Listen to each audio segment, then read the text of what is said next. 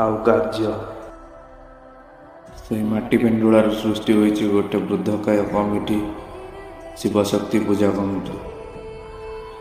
आज से ही committee 10 foot उच्चतार भगवान शिवों को मूर्ति आउ अनेक बड़ बड़ उत्सव मध्य करि पारुछि। शुभ बेला आसी जाइछि, पुणी से पिलांको समाग्रह, पिलांको मुहरे हस आज फेरी आसीछि।